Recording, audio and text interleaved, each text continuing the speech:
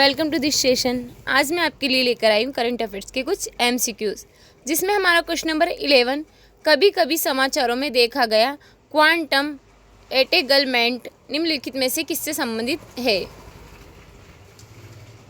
First हमें दे रखा है उन्नत एल्गोरिदम का उपयोग करके डेटा को इनक्रिप्ट करने के लिए पारंपरिक कंप्यूटिंग में प्रयुक्त एक तकनीक। सेकेंड वाला है नाभिकीय विखंडन की एक प्रक्रिया जिसमें परमाणु नाभिक को विभाजित करके बड़ी मात्रा में ऊर्जा मुक्त की जाती है। सी वाला है एक ऐसी घटना जिसमें दो कण इस प्रकार जुड़े रहते हैं कि एक की स्थिति दूसरे को प्रभावित करती है, चाहे उनके बीच कितनी भी दूरी हो। डी वाला है ऊष्मा ऊर्जा को यांत्रिक कार्य में रूपांतरित करने का एक ऊष्मागतिकी सिद्धांत। तो हमें इसमें से बताना है कौन सा इससे संबंधित है। तो इसका जो हमारा आंसर है वो क्या होगा, सी। एक ऐसी घटना जिसमें दो कण इस प्रकार जुड़े रहते हैं कि एक स्थिति से दूसरे को भी प्रभावित करे, चाहे वो कितनी भी दूरी पर हो। तो इसलिए जो हमारा इसका आंसर क्या होगा, सी। क्वांटम एंटेंगलमेंट क्वांटम भौतिकी में एक मौलिक अवधारणा है जब दो या दो से अधिक कण इस तरह से परस्पर जुड़े जाते हैं कि एक कण की स्थिति दूसरे कण की स्थिति से सीधे प्रभावित होती है, चाहे उनके बीच कितनी भी दूरी हो। यह घटना स्थानीयता की पारंपरिक भौतिकी की धारणा को चुनौती देती है, क्योंकि एक कण में जो रहता है परिवर्तन प्रतिरूप में त्वरित परिलक्षित होता है, चाहे उनके बीच कितनी भी दूरी क्यों ना हो। क्वांटम कंप्यूटिंग सुरक्षित क्वांटम संचार और वास्तविकता को प्रकृति को समझने के लिए इसके महत्वपूर्ण निहितार्थ है। क्वांटम टेलीपोर्टेशन और क्वांटम क्रिप्टोग्राफी जैसे हाल ही के अनुसंधान इस सिद्धांत पर काफ़ी हद तक निर्भर है, जिससे अत्याधुनिक वैज्ञानिक अनुसंधान का विषय बन गया। इसलिए जो इसका आंसर होगा, सी होगा। हमारा क्वेश्चन नंबर है 12, निम्नलिखित विशेषताओं पर विचार कीजिए। हमें यहाँ पर बताना है यह किसकी प्रजाति के बारे में एक अच्छी विशेषताओं का वर्णन करता है। तो हमें फर्स्ट दे रखा है वे अपने घोंसले मुख्यतः वन क्षेत्रों में या भूमिगत गुहाओं में बनाते हैं। सेकंड वाले है वे एशिया के मूल निवासी हैं। थर्ड वाला है इनके आक्रामक स्वभाव और अन्य प्रजातियों पर प्रभाव के कारण इन्हें आमतौर पर मर्डर हॉर्नेट के नाम से जाना जाता है। हमें इसमें से बताना है यह किसकी विशेषताओं का अच्छी तरह से वर्णन करते हैं। तो इसका जो हमारा ऑप्शन दे रखे हैं यूरोपीय हॉरेंट, सेकंड वाला एथियाई जायंट, सी वाला है बोल्ड फेस्ड हॉर्नेट और डी वाला है नॉर्दर्न जायंट हॉर्नेट। हमें इसमें से बताना है किसका सबसे अच्छा वर्णन है। इसका जो हमारा आंसर होगा क्या होगा, जी, डी होगा इसका हमारा आंसर, नॉर्दर्न जायंट हॉर्नेट। इसके बारे में हम डिटेल में पढ़ते हैं। नॉर्दर्न जायंट हॉर्नेट विश्व का सबसे बड़ा हॉर्नेट है, जिसकी लंबाई 2 इंच तक होती है। यह हॉर्नेट जो हाइमेनोप्टेरस जिसमें मधुमक्खियां और चींटियां भी शामिल है, गण से संबंधित है। अपने बड़े ठोस पीले या नारंगी सिर और काली आंखों से आसानी से पहचाना जा सकता है। एशिया के मूल निवासी इस प्रजाति को पहली बार वर्ष 2019 में कनाडा की सीमा के पास वाशिंगटन राज्य में देखा गया था। इसे आमतौर पर मर्डर हॉर्नेट कहा जाता है, क्योंकि इसका आक्रामक स्वभाव है और अन्य प्रजातियां विशेषकर देसी परागणों पर इसका विनाशकारी प्रभाव पड़ता है। नॉर्दर्न जायंट हॉर्नेट का एक समूह मात्र 90 मिनट में पूरी मधुमक्खियों के छत्ते मधुमक्खी के आवास को नष्ट कर सकता है। इन हॉर्नेट का विष मधुमक्खी के विष से 7 गुना अधिक शक्तिशाली होता है तथा ये कई बार डंक मार सकते हैं, जिससे मनुष्य तथा अन्य जानवरों के लिए गंभीर खतरा पैदा हो सकता है। वे अपने घोंसले वन क्षेत्रों में प्रिय भूमिगत गुहाओं में बनाते हैं, जिससे उनके आवासों का पता लगाना और उन पर नियंत्रण करना चुनौतीपूर्ण हो जाता है। इसलिए जो इसका आंसर डी होगा हमारा क्वेश्चन नंबर 13, ऑप्टिकल फाइबर के संबंध में निम्नलिखित कथनों पर विचार कीजिए। हमें इसमें से बताना है कितने या कौन से सही है। फर्स्ट दे रखा है पूर्ण आंतरिक परावर्तन वह सिद्धांत है जो प्रकाश को ऑप्टिकल फाइबर के भीतर सीमित रखने में सक्षम बनाता है। सेकेंड वाला है सूचना को ऑप्टिकल सिग्नल में तेज चमकती हुई प्रकाश तरंगों के रूप में एनकोड किया जाता है, जो आमतौर पर बाइनरी अंकों का प्रतिनिधित्व करते हैं। हमें इसमें से बताना है कितने या कौन से कथन सही है। तो इसका जो हमारा आंसर है वो क्या होगा, ए। इसमें केवल हमारा फर्स्ट वाला सही है, लेकिन जो हमारा इसमें सेकंड वाला है वो रॉन्ग है। शून्य को ऑप्टिकल सिग्नल में तेज चमकती हुई प्रकाश तरंगों को जो बाइनरी 0 और 1 को दर्शाती है। इसलिए जो इसका आंसर क्या होगा हमारा, केवल 1 होगा इसका आंसर। इसके बारे में डिटेल में पढ़ते हैं हम। पूर्ण आंतरिक परावर्तन TIR वह सिद्धांत है जो प्रकाश को ऑप्टिकल फाइबर के भीतर सीमित रखने में सक्षम बनाता है। इसलिए जो हमारा फर्स्ट है वो सही है। जब प्रकाश उच्च अपवर्तनांक वाले माध्यम जैसे कांच से कम अपवर्तनांक वाले माध्यम जैसे वायु में एक निश्चित कोण पर गुजरता है तो यह माध्यम से बाहर नहीं निकल सकता बल्कि पूरी तरह से वापस अंदर परावर्तित हो सकता है। इस प्रक्रिया को TIR के रूप में जाना जाता है। सूचना को ऑप्टिकल सिग्नल में तेज चमकती हुई प्रकाश तरंगों के रूप में एनकोड किया जाता है जो आमतौर पर बाइनरी अंकों 0 और 1 को दर्शाती है। इसलिए जो हमारा सेकेंड है वो सही नहीं है। ये ऑप्टिकल सिग्नल ऑप्टिकल फाइबर के माध्यम से लंबी दूरी तक प्रिया कई किलोमीटर तक सिग्नल की गुणवत्ता में न्यूनतम हानि के साथ यात्रा करते हैं। गंतव्य पर पहुंचने पर एक रिसीवर प्रेषित ऑप्टिकल सिग्नल से जानकारी को डिकोड करते हैं, मूल डेटा का पुनर्निर्माण करता है। हमारा क्वेश्चन नंबर है 14। अंतर्राष्ट्रीय और गठबंधन ISA के संबंध में निम्नलिखित कथनों पर विचार कीजिए। हमें इसमें से बताना है कितने या कौन से कथन सही है। हमारा फर्स्ट दे रखा है, इसे COP21 के दौरान भारत और अमेरिका द्वारा संयुक्त रूप से लॉन्च किया गया था। सेकेंड वाला है, ISA की सदस्यता कर्क रेखा और मकर रेखा के बीच स्थित देशों तक ही सीमित है। हमें इसमें से बताना है कितने या कौन से कथन सही है। तो हमारा जो 14 का आंसर है वो क्या होगा, डी। इसमें हमारा फर्स्ट और सेकंड दोनों ही रॉन्ग है। जो हमारा फर्स्ट वाला है इसमें क्या है, इसे COP21 के दौरान भारत और कौन है, जो भारत के प्रधानमंत्री और फ्रांस के राष्ट्रपति के संयुक्त रूप से लॉन्च किया गया था। और जो हमारा सेकंड वाला है ये क्या है, हमारा ISA की सदस्यता उष्णकटिबंधीय क्षेत्रों के बीच तक ही सीमित नहीं है बल्कि जो हमारे यहाँ पर 2018 में संयुक्त राष्ट्र के सभी देशों को इसमें शामिल करने की अनुमति दी गई है। तो इसलिए जो इसका आंसर क्या होगा, डी होगा। इसके बारे में डिटेल में पढ़ते हैं। अंतर्राष्ट्रीय और गठबंधन ISA को पेरिस में COP21 के दौरान भारत के प्रधानमंत्री और फ्रांस के राष्ट्रपति द्वारा संयुक्त रूप से लॉन्च किया गया था। इसलिए जो हमारा फर्स्ट है वो सही नहीं है। हालांकि सदस्यता उष्णकटिबंधीय क्षेत्रों के बीच के देशों तक ही सीमित नहीं है। वर्ष 2018 में ISA ने संयुक्त राष्ट्र के सभी सदस्य देशों को शामिल करने की अनुमति देने के लिए इसके ढांचे में संशोधन किया है। इसलिए जो हमारा सेकेंड है वो भी सही नहीं है। हमारा क्वेश्चन नंबर है 15। निम्नलिखित कथनों पर विचार कीजिए। फर्स्ट क्वेश्चन है हमारा, जो फर्स्ट ऑप्शन है, 2016 में संसद के दोनों सदनों द्वारा संवैधानिक 122वां संशोधन विधेयक पारित होने के बाद वस्तु एवं सेवा कर GST पद्धति लागू हुई। सेकेंड वाला है, संविधान के अनुच्छेद 269A के तहत स्थापित GST परिषद कर दरों, छूट आदि जैसे प्रमुख GST मामलों पर निर्णय लेती है। थर्ड वाला है, केंद्रीय वित्त मंत्री GST परिषद के अध्यक्ष के रूप में कार्य करते हैं। हमें इसमें से बताना है कौन से कितने कथन सही है। तो हमारा जो इसका आंसर होगा क्या होगा, बी। इसमें हमारा फर्स्ट और थर्ड दोनों ही सही है, लेकिन जो हमारा इसमें सेकंड वाला है वो रॉन्ग है। संविधान के अनुच्छेद 279A के तहत स्थापित GST परिषद कर दरों को छूट आदि जैसे प्रमुख GST मामलों पर निर्णय लेती है। तो ना यहाँ पर 269 नहीं, क्या है 279A। तो इसलिए इसका आंसर क्या होगा, बी। फर्स्ट और थर्ड दोनों सही है। इसमें 2016 में संसद के दोनों सदनों द्वारा संवैधानिक 122वां संशोधन विधेयक पारित होने के बाद वस्तु एवं सेवा कर GST व्यवस्था लागू हुई। इसलिए हमारा फर्स्ट है वो सही है। संविधान के अनुच्छेद 279A के तहत स्थापित GST परिषद केंद्र और राज्य का एक संयुक्त मंच है। यहाँ कर दरों, छूट और राजस्व बंटवारे जैसे प्रमुख GST मामलों पर निर्णय लेता है, जिससे कराधान के लिए एक सहकारी संघीय दृष्टिकोण सुनिश्चित होता है। इसलिए जो हमारा सेकेंड है वो सही नहीं है। केंद्रीय वित्त मंत्री GST परिषद के अध्यक्ष के रूप में कार्य करते हैं। इसलिए जो हमारा थर्ड है वो सही है।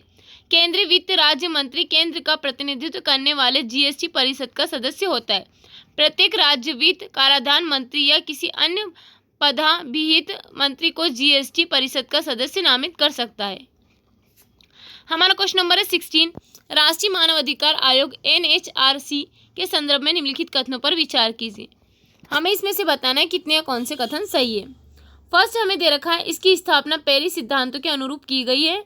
सेकेंड वाला है, इसमें सिविल न्यायालय के समकक्ष शक्तियां निहित है। थर्ड वाला इसकी सिफारिशें सरकार के लिए लागू करना अनिवार्य है क्योंकि यह एक वैधानिक निकाय के रूप में कार्य करता है। तो हमें इसमें से बताना है कितने या कौन से कथन सही है। इसका जो हमारा आंसर होगा वो क्या होगा, बी। इसमें हमारा फर्स्ट और सेकंड दोनों ही सही है, लेकिन जो हमारा थर्ड वाला है वो रॉन्ग है। इसकी सिफारिशें सरकार के लिए लागू करना की जो है अनिवार्यता के लिए ऐसा कोई बाध्य नहीं है, क्योंकि यह क्या वैधानिक निकाय है, तो इसके लिए इसमें कोई ऐसी सिफारिशें जो सरकार को लागू करने के लिए सरकार बाध्य नहीं है, तो इसलिए जो इसका आंसर बी होगा। भारत सरकार का राष्ट्रीय मानव अधिकार आयोग देश में मानव अधिकारों को बढ़ावा देने और उनकी रक्षा के लिए स्थापित एक स्वायत्त वैधानिक निकाय है। इसकी घटना 12 अक्टूबर 1993 को मानव अधिकार संरक्षण अधिनियम 1993 के तहत की गया था, जिसे बाद में जो वर्ष 2006 और 2019 में संशोधन किया गया था।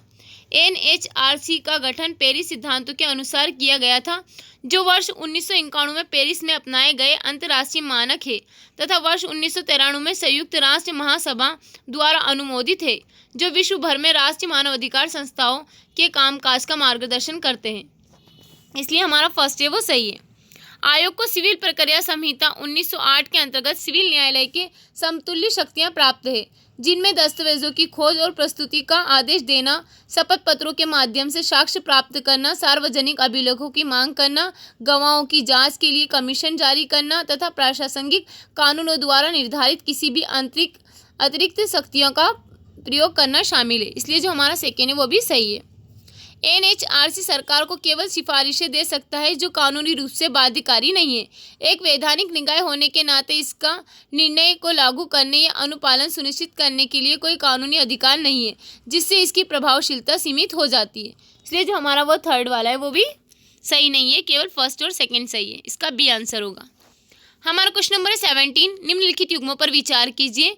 हमें यहाँ पर कुछ भूतापी संरचनाएं दे रखे हैं और उनके कुछ अवस्थान दे रखे हैं। हमें इसमें से बताना है कितने सही सुमेलित हैं। फर्स्ट दे रखा है गर्म जल के चश्मे, सेकंड वाला है गीज़र, थर्ड दे रखा है फ्यूम रोल्स। इनके जो हमारे अवस्थान दे रखे हैं, फर्स्ट का दे रखा है गौरीकुंड, सेकंड का दे रखा है येलोस्टोन नेशनल पार्क, थर्ड का दे रखा है बैरन द्वीप। हमें इसमें से बताना है कितने या कौन से कथन सही है। तो हमारे कितने सही सुमेलित, इसमें सी, फर्स्ट सेकंड थर्ड तीनों ही सही सुमेलित थे। गर्म जल के चश्मे यहाँ तब उत्पन्न होते हैं जब भूतापी ऊर्जा से भूजल गर्म होकर सतह पर आ जाता है। ज्वालामुखी क्षेत्रों में जल मैग्मा से उष्मित सेल के संपर्क में आ जाता है, जिससे अत्यधिक उष्ण जल उत्पन्न होता है।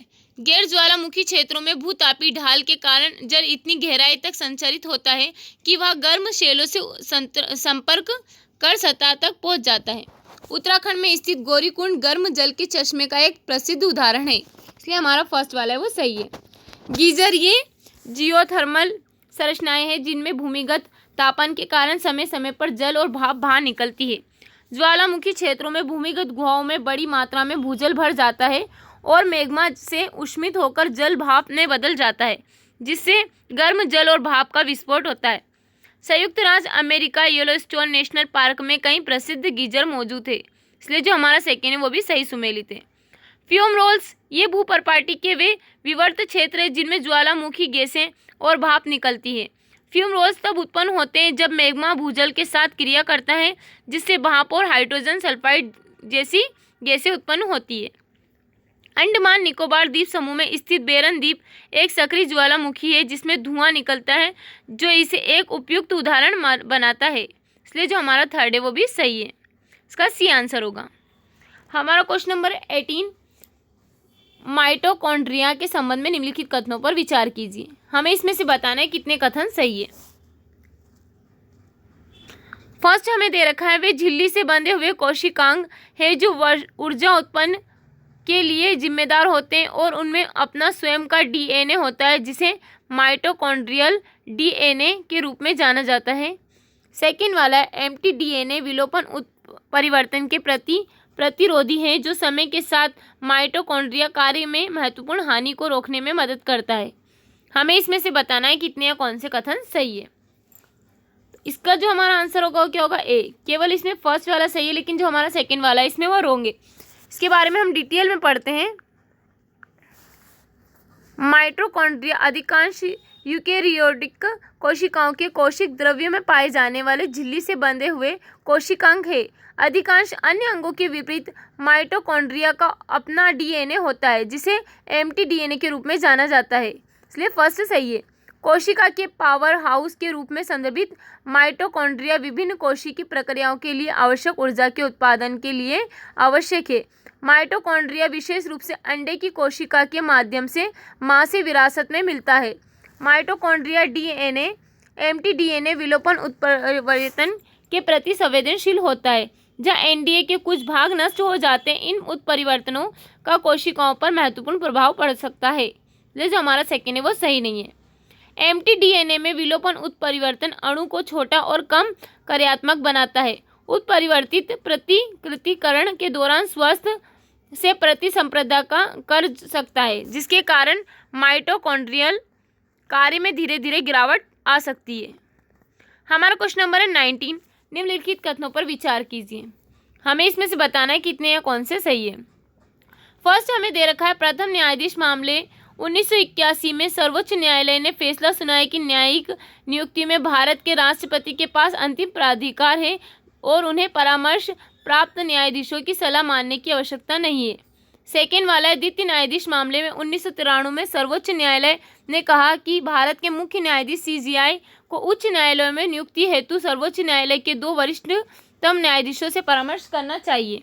थर्ड वाला है, तृतीय न्यायाधीश मामले 1998 में सर्वोच्च न्यायालय ने फैसला सुनाया कि मुख्य न्यायाधीश को उच्च न्यायालय के न्यायाधीशों के स्थानांतरण के लिए सर्वोच्च न्यायालय के 4 वरिष्ठतम न्यायाधीशों के कॉलेजियम से परामर्श करना होगा। हमें इसमें से बताना है कितने या कौन से कथन सही है। तो इसका जो हमारा आंसर होगा वो क्या होगा? इसका हमारा आंसर है बी होगा। इसका हमारा आंसर, यहाँ इसके ऑप्शन दे रखे हमें। फर्स्ट केवल 1 सही है, जो हमारा बी वाला है केवल 2 सही है, सी वाला है सभी 3 ही सही है, और फोर्थ वाला है जिसमें से कोई सही नहीं। तो इसमें क्या सही है? हमारा केवल 2 सही है। हमारे इसमें फर्स्ट और सेकंड दोनों सही है, लेकिन जो हमारा थर्ड वाला है वो रॉन्ग है। जो हमारा थर्ड वाला है ये क्या हैगा हमारा? इसमें क्या दे रखा है हमारे यहाँ पर? नहीं सॉरी, इसमें हमारा क्या हैगा? इसमें हमारा केवल बी सही, बी वाला है हमारा इसमें। तो इसमें हमारा फर्स्ट और थर्ड सही है, लेकिन जो हमारा सेकंड वाला है वो रॉन्ग है। जो हमारा तृतीय न्यायाधीश मामला है 1998 में सर्वोच्च न्यायालय ने कहा था कि भारत के मुख्य न्यायाधीश सीजेआई को उच्च न्यायालयों में नियुक्ति हेतु सर्वोच्च न्यायालय के 2 वरिष्ठतम न्यायाधीशों के परामर्श से करना चाहिए। तो इसलिए जो हमारा इसका सेकंड वाला है वो रॉन्ग है। इसमें हमारे केवल फर्स्ट और थर्ड सही है। प्रथम न्यायाधीश मामले 1981 में सर्वोच्च न्यायालय ने फैसला सुनाया कि न्यायिक नियुक्तियों में भारत के राष्ट्रपति के पास अंतिम प्राधिकार है और उन्हें परामर्श प्राप्त न्यायाधीशों की सलाह मानने की आवश्यकता नहीं है, इसलिए हमारा फर्स्ट है वो सही है। द्वितीय न्यायाधीश मामले 1993 में सर्वोच्च न्यायालय ने फैसला सुनाया कि उच्च न्यायालय के किसी न्यायाधीश की नियुक्ति तब तक नहीं की जा सकती जब तक कि वह भारत के मुख्य न्यायाधीश की राय के अनुरूप न हो। तृतीय न्यायाधीश मामले में 1998 में सर्वोच्च न्यायालय ने कहा कि उच्च न्यायालय के न्यायाधीशों की नियुक्ति के मामले में भारत के मुख्य न्यायाधीश को सर्वोच्च न्यायालय के 2 वरिष्ठतम न्यायाधीशों के कॉलेजियम से परामर्श करना चाहिए, इसलिए जो हमारा सेकेंड है वो सही नहीं है।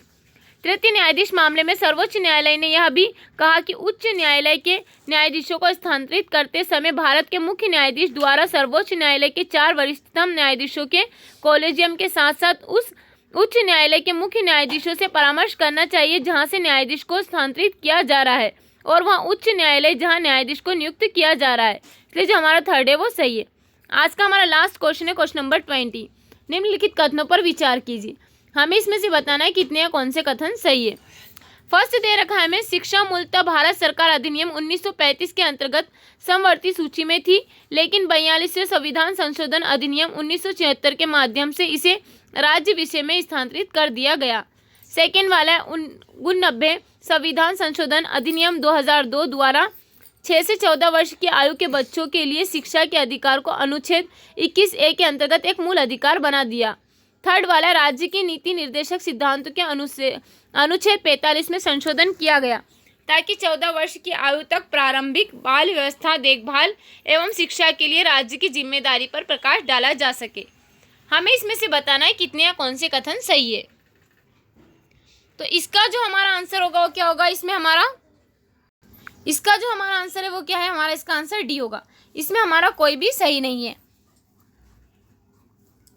जो हमारा इसमें फर्स्ट वाला दे रखा है, इसमें क्या है हमारा, शिक्षा मूलतः भारत सरकार अधिनियम 1935 के अंतर्गत पहले राज्य सूची में थी, लेकिन 42वें संविधान संशोधन अधिनियम 1976 के माध्यम से अब कौन सी समवर्ती सूची में जो हमारी स्थानांतरित कर दी गई है। और जो हमारा सेकेंड वाला है ये 89 संविधान संशोधन नहीं है, कौन सा है, 46वें संविधान संशोधन अधिनियम 2002 द्वारा 6 से 14 वर्ष की आयु के बच्चों के लिए शिक्षा के अधिकार को अनुच्छेद 21A के अंतर्गत एक मूल अधिकार बनाया गया है।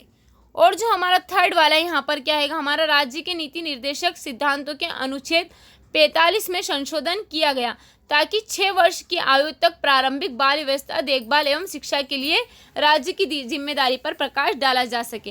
तो इसमें इसलिए हमारा कोई भी सही नहीं है, इसका आंसर क्या होगा हमारा डी।